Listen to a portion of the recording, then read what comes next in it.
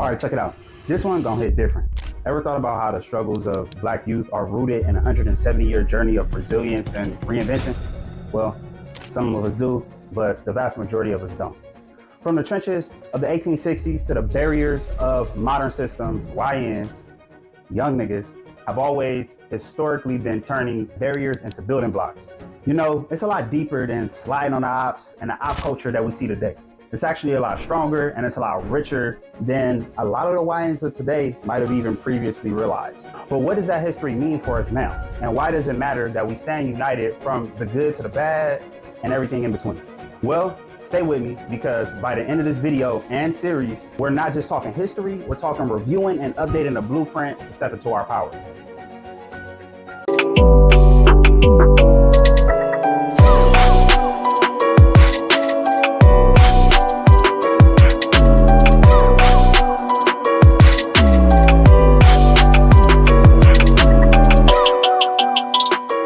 This is Thought Thursday on the Urban Intellects YouTube channel, where we do deep dives on some thought pieces. This is part 1 of 4 of the 170-year journey of the YNs, aka young niggas. And here we're starting with the 1860s through the 1890s. In this series, I wanted to take a journey and analyze all of the groups of young Black Americans, young niggas, whatever you want to call them, right? We're still all a part of the same group of people, right?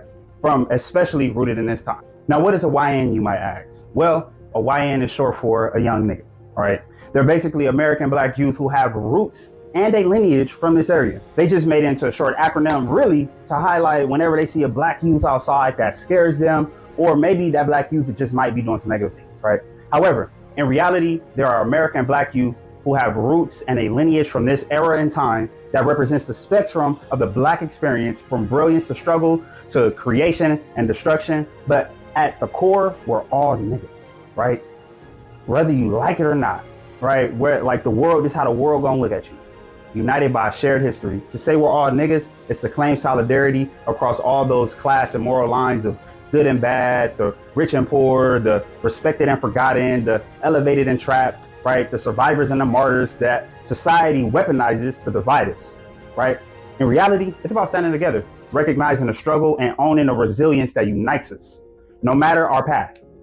As Nigga Theory by Jody Armour reminds us, the only thing that separates a good nigga from a bad nigga is luck, right? If I was born one house over or around the corner, my life would be completely different.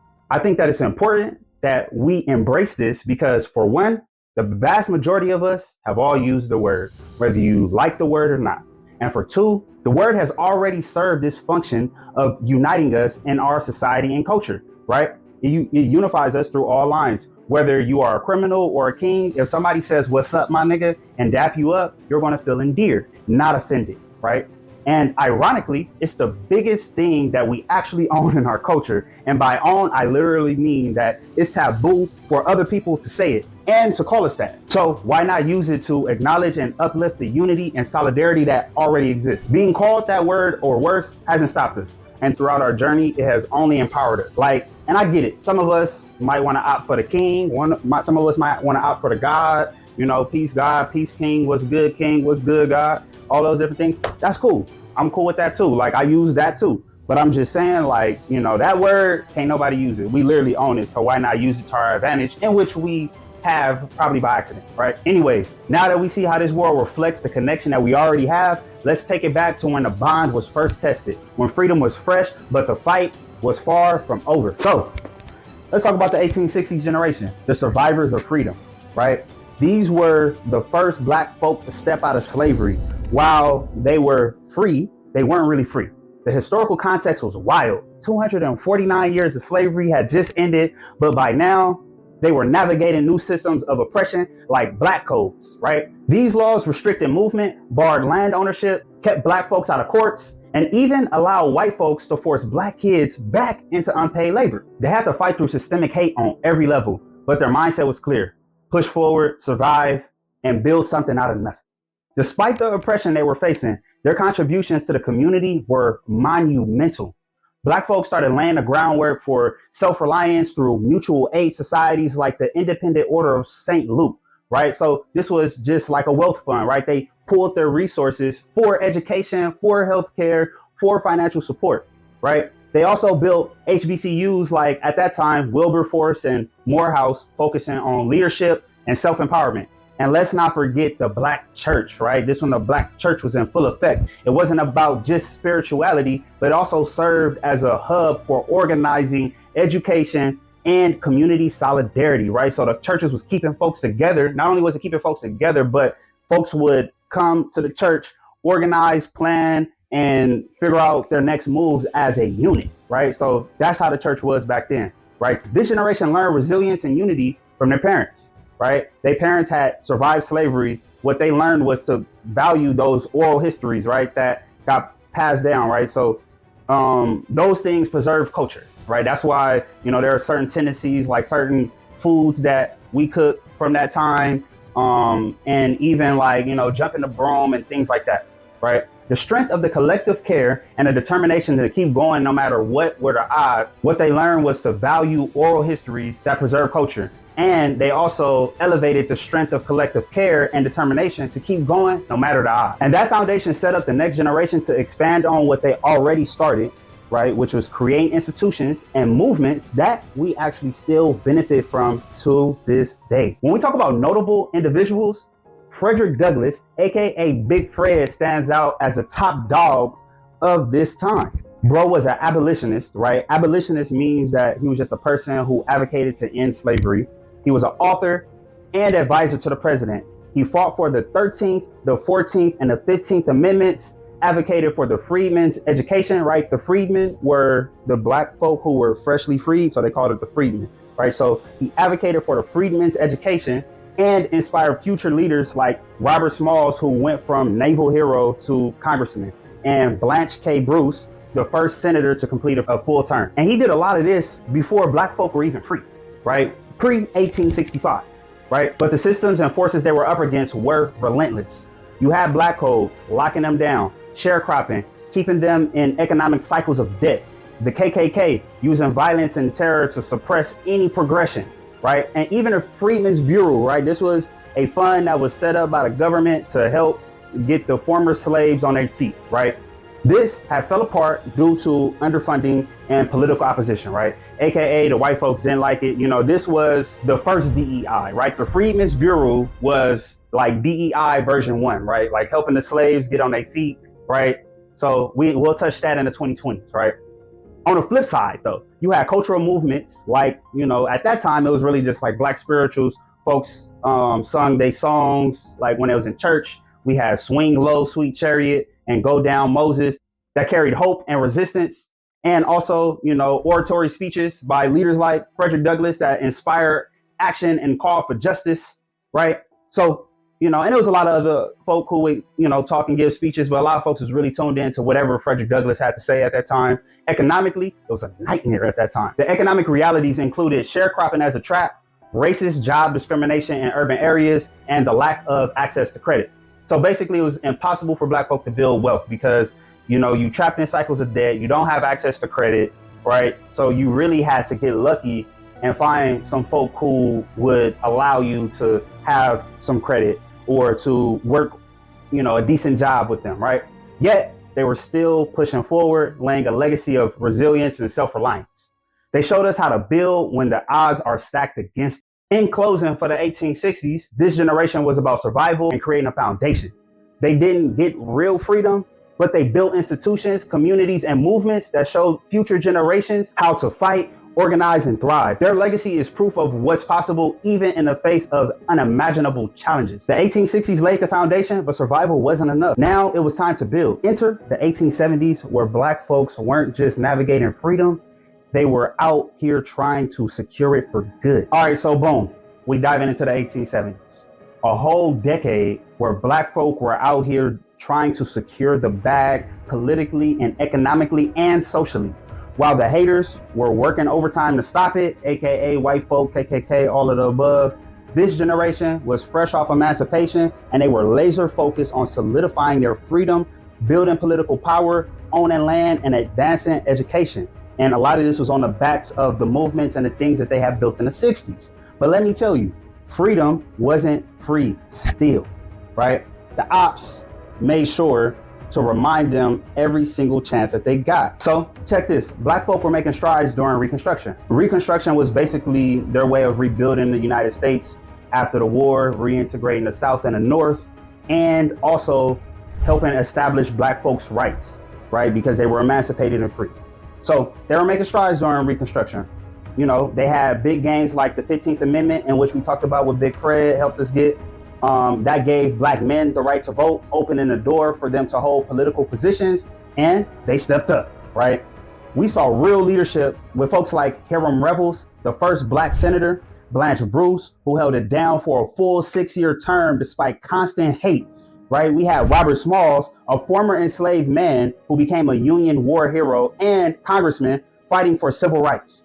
Black people weren't just surviving, but they were thriving. But of course, that brought backlash. And I mean, y'all got to think about it, like, think about the times that we're living in right now, right? We just saw Black folk thriving for like 3 years. They started to do a little bit better. We had some laws passed, and now look at it. This is a hit. This is a cycle that repeats. Anyways, let's talk about the Compromise of 1877. This is something that all Black folks need to know. My YNs out there, pay attention. Compromise of 1877, real quick. Basically, the 1876 presidential election was contested, and Democrats and Confederates threw a fit. To settle it, they struck a deal that pulled federal troops out of the South, ending Reconstruction protection for Black folks. This left Black communities exposed to white supremacist violence, voter suppression, and the rise of Jim Crow laws, right? Another part of Reconstruction was that they actually have federal troops ensuring that, you know, folks play by the law and by the rules. Like, okay, you know, we just came out of slavery, we just freed Black folks. We are going to enforce the fact that they are free. And we are also going to help them out a little bit. It was wild. Freedom felt more like a setup at this point. I mean, like, we get free, you know, they like, hey, you know, we got the Freedmen's Bureau, we got troops protecting y'all, you know, y'all have rights and laws and stuff helping y'all out. And then they go pop Lincoln, right? And now you have folks trying to reverse all of this stuff as soon as they possibly can. But here's the thing, Black resilience did not fold. Despite systemic oppression, Black folk prioritized education, mutual aid, and self-reliance. Schools were cracking, especially the HBCUs like Hampton and Morehouse, pumping out leaders like Booker T. Washington, right? Man, Brody walked 500 miles to attend Hampton Institute in 1872 with barely anything but a dream, right? He literally walked 500 miles so he can go to college. I literally read this in his book, Up From Slavery. Y'all gotta check it out. Anyways, he graduated with honors in 1875, and he went back to teach his people, which was funded by mutual aid. That's the type of dedication that kept the community moving forward, right? It was a lot of folk who are really self-determined to like figure it out for themselves and also come back and give to the community. And then we also have to look at these mutual funds, right? Like, again, prime example, he going back to teach, and it wasn't funded by anybody but the mutual fund. The mutual fund of the different cities and the different towns was funded by the people. Everybody came, everybody donated $5, $1, you know, in our money, but you know, back then it's probably a couple cents or whatever. They would all donate to a pot of money to pay teachers and to pay different folks for services for their community, right? Now, on the younger side of the game, we had John Roy Lynch, who at 23 was elected to the Mississippi House of Representatives and became Speaker of the House at 25, right? That's a YN, right? Let's talk about like some of the young dudes, right? Like, okay, 25, maybe we can say he getting on the older side, but again, he had to build himself up from them early YN ages, right? So talk about leveling up, right? And don't sleep on PB Pinchback, who became the first Black governor in 1872. These young bulls showed that Black folk weren't just participants, they were leaders shaping policy, even in the face of violent oppression, right? And let's not forget the big dog of the era, Frederick Douglass, aka Big Fred. Brody was still out here leading the charge, advocating for civil rights, fighting for enforcement of the 15th Amendment, and using his platforms like his publication, The New National Era, right? The North Star, right? He was using his publications, right? Like, think of that, how we use social media. His publications, like, you know, us using Instagram, us using Facebook, us using TikTok, you know, us using Threads, right? And even X, right? He even held Federal positions like U.S. Marshal for D.C. proving that Black excellence could thrive on all levels. His influence paved the way for leaders like Blanche Bruce and Robert Smalls, like I said earlier, showing the next generation how to navigate those systemic barriers. Culturally, the 1870s were also a turning point. Black performers like James Bland started reclaiming minstrel shows, using them to celebrate Black culture and challenge stereotypes. You know, like the thing with the minstrel shows was, it was also a means for economic survival. So if you had any love for arts, that was the only avenue that you can do. But also, you know, sometimes it's about like sprinkling those grains of culture and also like pride in there, right? Like, of course, you know, it's a little degrading. He decided to use his platform to celebrate Black folk and also to try to like, you know, again, sprinkle some culture in there so it can actually connect to folk and to some folk while being entertaining to the white folks, right? Anyways. Education became a whole movement on its own, with HBCUs producing leaders who combine academic achievement with activism. And also we have Black newspapers, like again, we have Frederick Douglass's The New National Era, but we also had others like the Indianapolis Leader, and they were out here shaping the narrative, right? Spreading news that uplifted and empowered the community. Economically, Black folk were building businesses, barbershops, general stores, and more. Often, they were supported by those mutual aids, right? The mutual aid societies in which Black folk who had a little bit extra made sure that they put back into the community, so that way the other Black kids and also Black people could have education, and also they can start their business, right? They can get the tools that they need. They can get the supplies that they need. We can get the teachers, we can get pencils, we can get paper, right? They were also fighting for land ownership and organizing labor movements to push back against systemic exploitation like sharecropping, right? In reality, a lot of this stuff wasn't even supposed to happen, right? Remember, we got the 40 acres and a mule, but again, they assassinated President Lincoln at the time. So that could have set up all the generational wealth, but hey, we here. But yes, they fought back against all of those things with the narratives that they were writing. The mutual aids was taking care of folks. You know, the focus was clear: build wealth, insulate the community, and break the cycle of economic oppression, right? They made it hard for Black folk to get an independent living. But now I gotta take a second to reflect. As I researched this, I couldn't help but feel grateful. Why? Because I have family ties that go back to this era.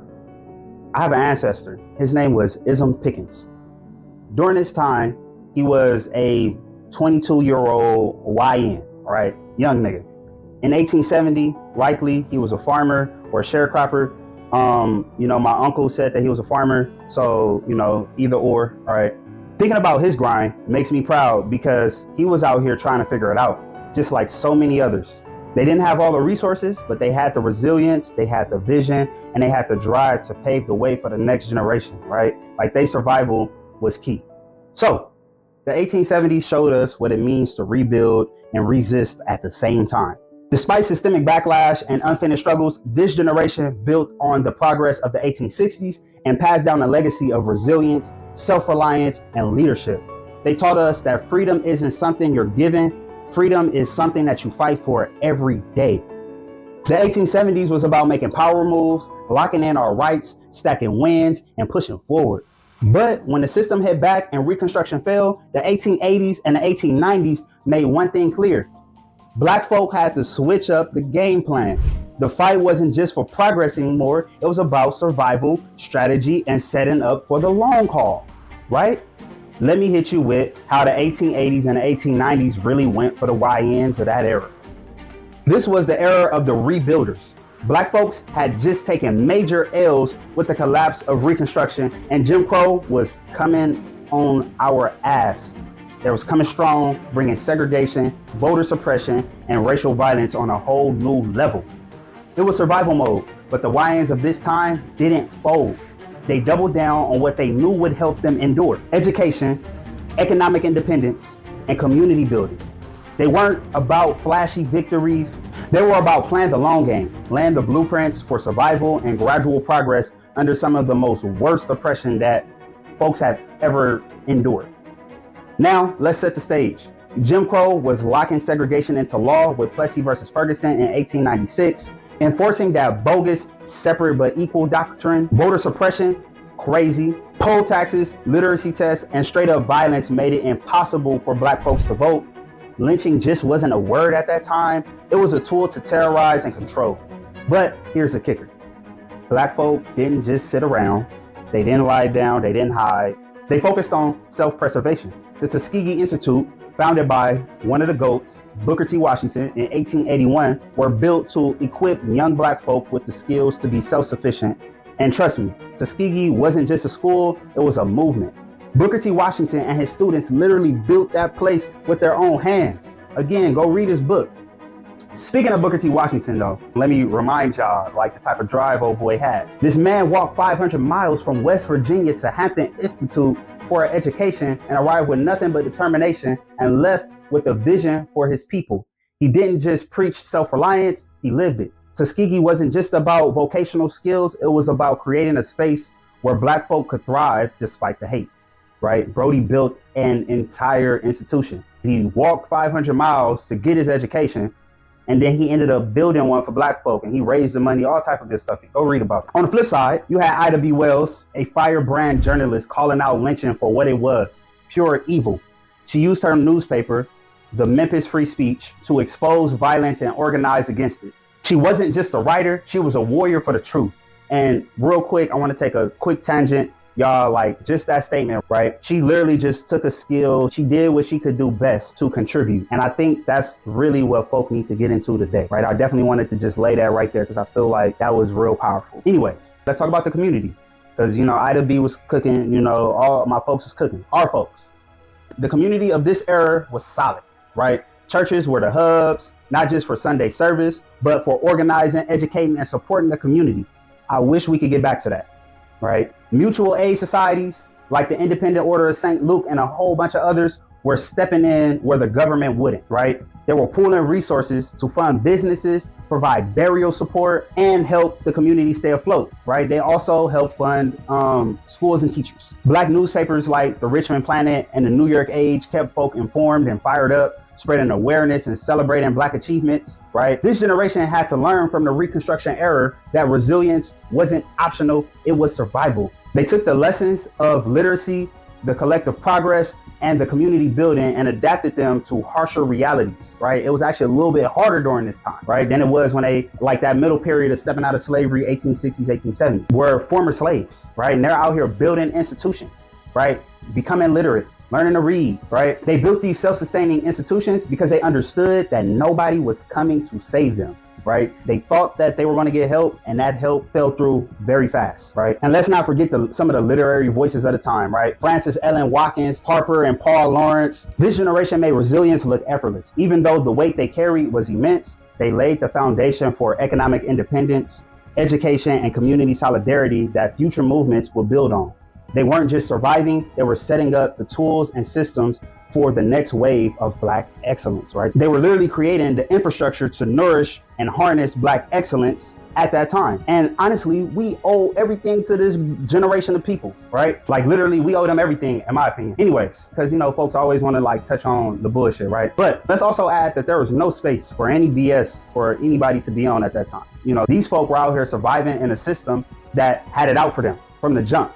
Take the vagrancy laws, right? For example, Black folks were literally criminalized for not being in the right place at the right time. Basically, white folk had decided where you could be, and if you didn't meet that criteria, then boom, jail, right? That's how easy it was for Black folk to get locked up at that time. And don't even get me started on sharecropping. Like, we hear that word a lot, but I know a lot of folk don't really know what it means. But sharecropping was basically economic slavery by another name. Basically, sharecropping is when you go work somebody else's field, right? You rent their tools, you rent a place to stay, all these things, etc. And they charge you up the yin yang for those things. So as you work, you're working to basically pay off your rent for the tools, you stand on the premises and etc. Right? But it's like, how much can you really make when a system is designed to keep you broke, right? Literally, it was designed to keep folks broke. And let me also add that it was a crime for a Black person not to have a job at that time, right? So if you couldn't find any work in this, discriminatory land, then you would end up in jail, right? Where you would go join a chain gang, or you would have to just agree to becoming somebody's sharecropper, At that time, you probably had some small crimes, right? Like, let's be real. Most of the crimes was out of survival. Imagine having to steal bread or tools just to make it through the day because the whole system was against you. It's hard to even say that they were on any BS. So the next time we think about what folks was on back then, we got to flip it. It was about surviving in a rigged system while laying down the foundation for everything that we've built since. And honestly, it's something we should look at when we talk about the struggles of Black youth today. All right, so let's break this down so that the YNs of today can really see themselves in the ones from the 1860s through the 1890s. Because let's be real, the parallels are wild, both in the triumphs and also in the struggles. The YNs back then, straight up survivors and rebuilders, right? Imagine stepping out of 249 years of slavery in the 1860s and being told that you're free, but everything around you is built to keep you down. Black codes were like the ops lurking at every turn, banning land ownership, blocking court access, and even snatching Black kids back into unpaid labor. That was their reality. And instead of folding, these folks said, bet, we gonna figure it out. They built schools, mutual aid societies, and churches from the ground up. Think about that next time somebody tells you to get it out the mud, right? They literally invented that, right? Fast forward to the 1870s, Black folk were out here taking up political seats, passing laws, and making real moves. Hiram Revels, Blanche Bruce, Robert Smalls, these were YNs stepping into spaces they were never supposed to be in, shaking up the system.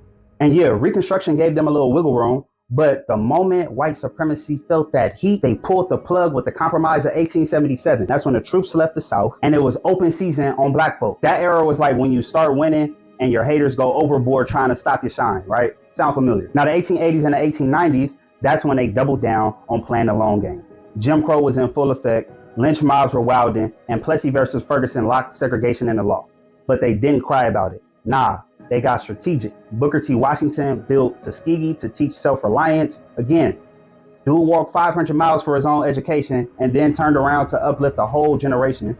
Ida B. Wells, on the other hand, was in the streets and on the page, exposing lynching for the terrorism that it was. That's like calling out injustice on every platform you got, right? No matter the risk. And a lot of folk out here doing that too. We got some folks out here that's really, in these digital publication trenches, so, it is what it is. But here's where it connects to all of you today.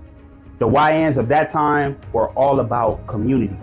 Churches weren't just for praise, they were organizing hubs. Mutual aid societies were the original GoFundMe, pooling resources to make sure that everybody could eat, get buried, start a business, have a teacher. And now let's talk about the Black media, right? Black newspapers were like the conscious side of the old Twitter, right? Not X, but the old Twitter, calling out the BS, spreading knowledge, and keeping the people fired up, right? Compare that to today, where we've got platforms to amplify our voices, but spend way too much time tearing each other down instead of building. Literally, it's folk who get on social media nowadays to literally talk negative about somebody else's solution for the community. Meanwhile, they provide no solutions to the community at all, right? They get on there, they see a Black person talking about some solutions, like how can we pull wealth? How can we do this? How can we do that? How can we build some type of infrastructure? And they get on there and talk mess about that person instead of trying to collaborate and find out where ideas meet in the middle, right? We definitely need to get away from that.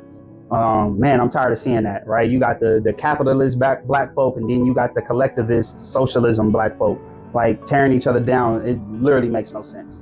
So some of the things that they learned from their parents, the enslaved generation, was resilience.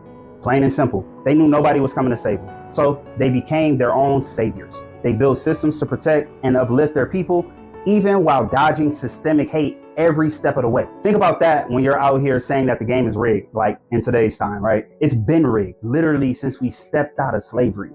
They just kept playing, knowing that the long-term win was bigger than the immediate ills. So if you're a YN today, wondering how does this all relate to me? Let me lay it out to you. They were on survival mode, but they still had the audacity to dream and build. But here's the kicker. They didn't waste time with petty beef or self-destruction, right? And communal destruction. They focused on the bigger picture: economic independence, education, and passing the baton, right? Y'all got kids. Come on, think about it. If you out here chasing clout, perpetuating cycles of violence, or ignoring values of just like collective progress that you are a part of, whether you like it or not, you're missing the point. They fought to build something so that we could do better, not repeat the same struggles or even detour and make tangents to go in worser directions. Bottom line, the YNs from the 1860s to the 1890s showed us what's possible when you don't let the world break you no matter how hard they are trying. They didn't have half of the tools that we have to this day, but their vision and their grit made moves that we still benefit from today. So I gotta ask y'all, what is stopping you? Right? Now, let's keep it real with some of the hard facts and stats, right? That way y'all actually know some of the numbers of this time period. It wasn't a lot because it's the 1800s, right? But by 1865, freedom hit nearly 4 million enslaved black folk. I feel like that's personally an undercount, but that's the record. But that freedom came with black codes and economic traps like sharecropping, right? Keeping us locked in the hustle of survival, right? Again, sharecropping is when you got to rent the tools and rent everything, and then they charge you up the yin yang. So by the time they get ready to pay you and they deduct your rent and all of these things, you ain't made no money, right? But even through all that, we rose, right? Over 1,500 black leaders got into office. During the Reconstruction period, you had the trailblazers that I mentioned earlier, stepping into spaces that, folks never even wanted them in, right? Education, we flipped the script. HBCUs like Hampton and Tuskegee and others opened doors, pushing black literacy rates for black folk from damn near 0 to almost 50% by 1900. But let's not forget the hate.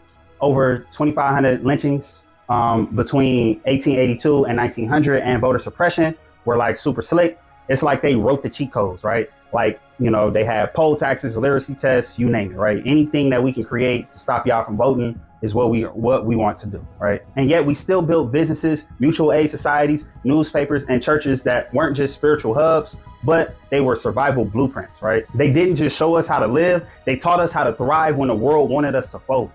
Right. Let's just keep it a buck, though. Racism didn't just disappear. It evolved. Back in the 1860s to the 1890s, racist white folk thought that we couldn't lead ourselves, claiming that our black leaders were just lucky exceptions.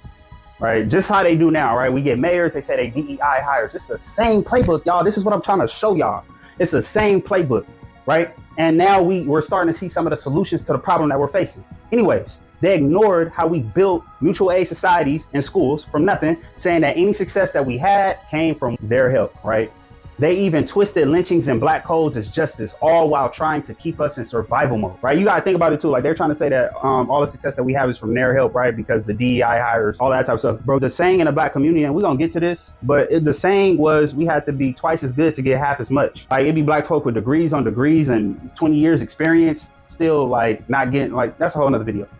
But fast forward to the 2020s, like I said, it's the same song, just remixed, right? Now they claim that systemic racism is fake, acting like slavery and Jim Crow didn't leave scars. They downplaying how we flipped oppression into progress, calling it irrelevant because opportunity is equal now. Worse, they label our focus on our history as playing victim, ignoring how their systems historically blocked us from the bad, right? Again, the hate shifted, but the playbook is still the same. Deny the grind, dismiss the truth, and gaslight the struggle. Same energy, different century. History ain't just something you study, it's the blueprint for what we're living now. And for us, it's a dark, heavy foundation. Our story is built on oppression and denial, the type that's been holding us back for generations. But here's the thing, it ain't just about what they did to us, it's about what we did despite that. Yeah, it's dark, but it's also filled with resilience, creativity, and relentless hustle. That's why this Black American history hit different. It's about owning the struggle and the strength, using both to push for remedies that can finally address what's been broken. I mean, look, those denied opportunities didn't just stop in one generation. They set up an intergenerational disadvantage, right? We're talking economic struggle, blocked access to education, and walls everywhere we turn. But even in that, we still built. We made schools when they said we couldn't read. We created businesses when they said we couldn't own. We started movements when they tried to snuff us out. That's the blueprint we gotta remember. Recognizing this isn't about dwelling on the past. It's called calling out the pain, but also shouting out the wins. The strength that they showed back then, that's in us too. If we ignore this history, we're just gonna let the cycle continue. But if we own it, all of it, we've got the power to flip the script and build what they say that we couldn't, and take this thing to the next level of where it's actually supposed to be. And that's what it's really about, right? So in conclusion, this was a foundational time for our people where freedom was both a promise and a setup. They tasted freedom, they saw pathways to thrive, but they also had to dodge legal traps designed to hold them down for generations. Yet they built anyway, yet they fought anyway, yet they dreamed anyway. So if this resonated with you, hit the subscribe button and share this video with somebody who needs to see. This is just a start. Part 2, Part 3, and Part 4 of the History of the YN series is coming soon. Let's keep uncovering the blueprint and honoring the journey of those who came before us. Until next time, y'all, peace.